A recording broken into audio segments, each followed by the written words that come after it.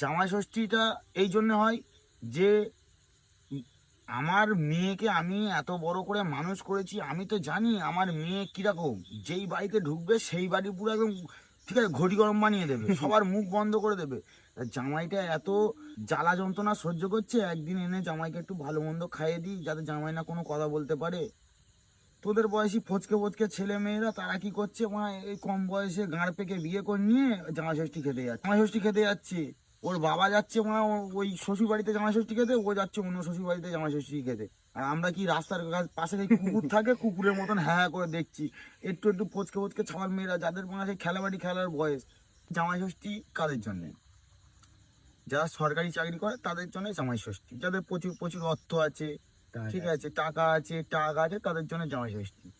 তারা শ্বশুর বাড়িতে যাবে, শাশুড়ি ঘুমটা ফোমটা দিয়ে ও জামাই এসছে, ঠিক আছে, নমস্কার করবে। হ্যাঁ এরম মোটা মোটা, ঠিক আছে, এরম বড় বড় বাগদা চিংড়ি, এত বড় বড় কাতলা মাছের পেটি, ইলিশ মাছের পেটি, এরম বড় বড় রসগোল্লা, সন্দেশ, ঠিক আছে, আম জাম কলা, মানে পৃথিবীর যত রকম ফল ভরে দেবে।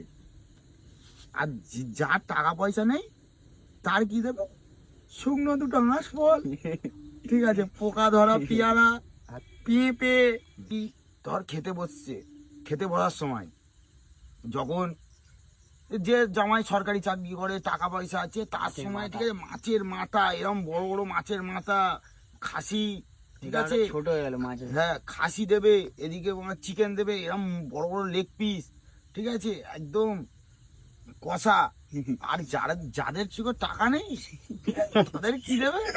ঠিক আছে, ওই নুন ঝাল তেল এরকম ফাইল করে দিয়ে মিশিয়ে দিয়ে দিচ্ছে। জামাই বলছে মা তরকারিতে নুন কম হয়েছে, বলছে তুই তো টাকাটাও কম ইনকাম করিস, নুনও কম হয়েছে, ওই খা, ঠিক আছে, খেতে পারলে খা, নাহলে চলে যায় এখান থেকে, ঠিক আছে।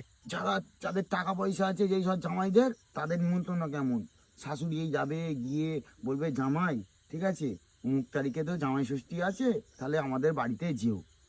আর যার টাকা পয়সা নেই যেই সব জামাইয়ের, তাকে কিভাবে বলবে?